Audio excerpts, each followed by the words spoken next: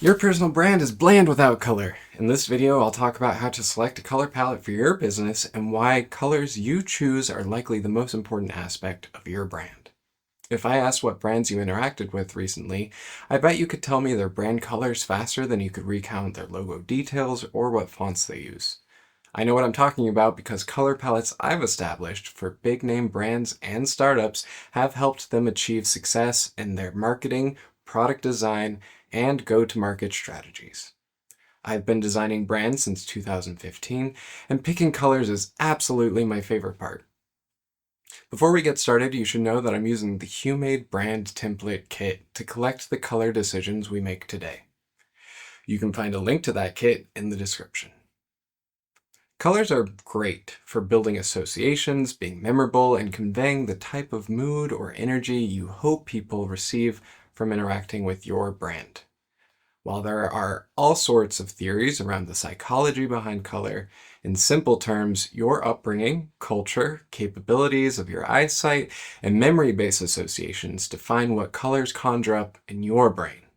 Likewise, the appreciation of certain hues changes over time, meaning what might be seen as attractive or relaxing now could likely change in the future. I love color theory. Color theory is the study of colors, their interactions, how we perceive them, and what they make us do. I'll give a quick overview of color theory, but know that it is a very deep and interesting subject, and there are a lot of videos and books with information beyond what I can cover today. You'll learn how color behaves so you can use it to work for you. So what do you need to know about color so that it can work for you and your brand? Well, a color is defined by its value, saturation, chroma, and hue. Value, is it a shade or is it a tint? Is it dark or is it light? Value is from grayscale, from black to white. Saturation, how intense and pure is a color? Is it very dull or very vibrant? Saturation refers to these aspects of color in reference to the object and the light bouncing off of it. Chroma, which is similar but a little separate, it's a little more complex. Chroma is colorfulness of an area judged as a proportion of the brightness of a similarly illuminated area that appears white or highly transmitting. What a mouthful. What's important to know is that this refers to the intensity. Hue, on the other hand, is where the color sits on the color wheel, or light spectrum. Is it closer to green, more purple, that sort of thing. There's one more thing people don't always think about when it comes to color, but it's very important. Texture. The surface and texture of an object can affect how its color behaves. Is it glossy or matte, reflective or dull? Does it absorb light because it's soft or distort light because it's rippled? Some colors do or don't exist because of texture. A good example is soap, which can be colorful until it's lathered, and then it's nearly always white. Iridescence is often because of texture and light refraction and not necessarily the color of the object. Bringing it all together, we could say that a red rubber ball has a red hue, a high saturation, and a medium value. If we turn it gray, we see it's pretty much close to the middle. Its texture is smooth and sturdy. A dark pair of jeans, on the other hand, has a blue hue, a lower saturation, and a darker value. Its texture is pliable and soft, but it's still sort of scratchy and fibrous. When you place colors together, they start to look different. They play off of each other, similar to how voices harmonize or mix together in a choir, or notes in a chord. In communications design, better harmonies come from sufficient contrast between colors. That makes the colors easier to see and means the values of the colors are different.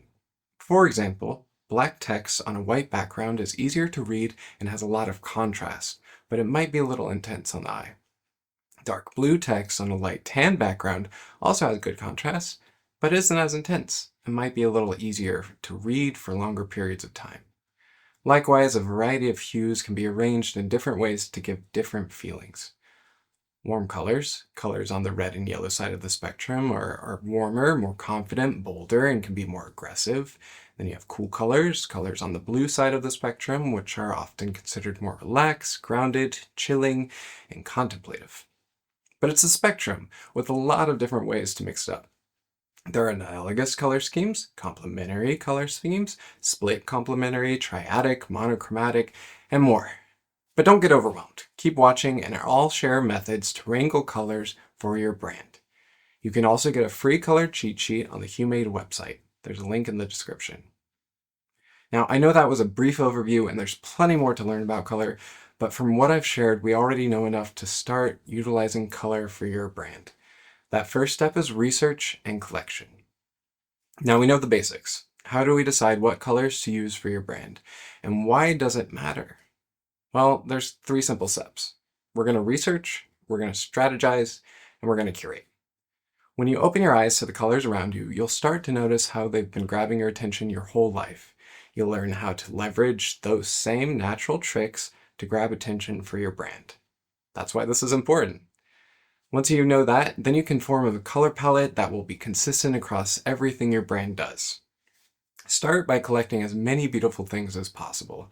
Take pictures, make art, notice flowers, posters, book covers, rocks, and anything else that catches your eye. Think about its hue, value, saturation, texture, and contrast. I personally use Pinterest to keep track of everything, as it's also a great place to find more resources. We're collecting inspiration, not stealing artwork, so feel free to grab everything that speaks to you and collect it there. Start by creating a pin board with all the things you like. Train your eye to think about each object's color and how the colors in the pin board are playing together. Feel free to rearrange the board constantly and take note of any combos that jump out at you. You can also leverage color palettes that already exist. Go to your local paint shop and grab a few design inspiration books. They're usually free.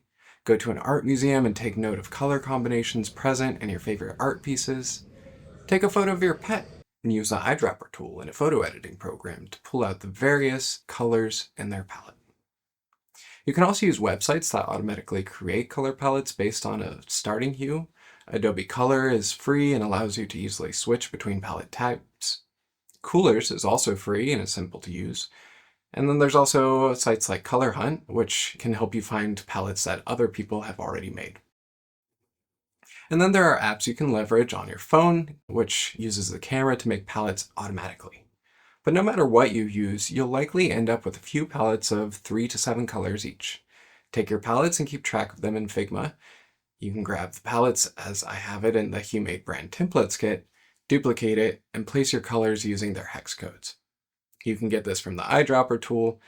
A link to the template is in the description. Okay, so now we've collected colors, and you're even closer to picking the color palette to use for your brand. The last step to get there is curation, so let's get to it. Now, we're going to curate what we found by cutting out what doesn't serve us. I'll share some general thoughts, but what works depends on your audience and industry. So if you'd like assistance here, I'm available for creative coaching. You can find out more on my website. But by the end of this video, you'll have completed a colorful journey, and your knowledge will allow you to present a refined and consistent brand experience to anyone who interacts with your brand.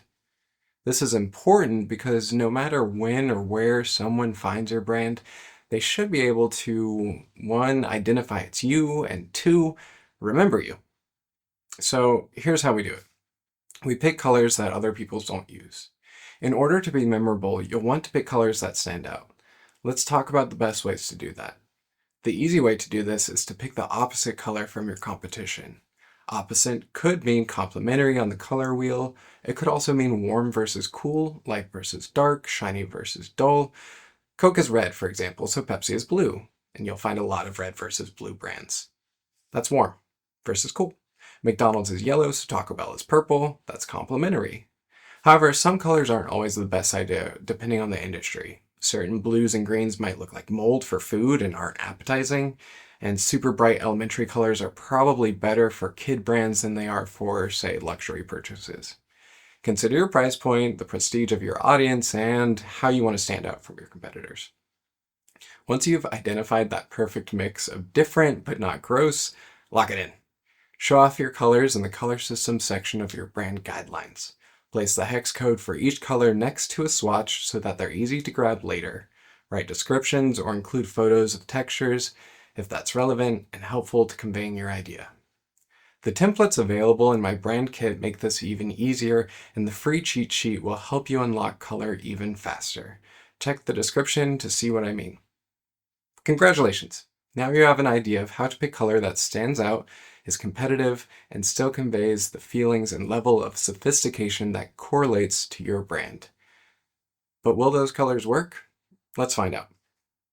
Color is so memorable and conveys so much nearly instantly, it should be clear why it's so important to your brand. We learned what makes up a color, how colors work together in palettes, how to be competitive and send a clear message with color, and how to curate your brand colors for success.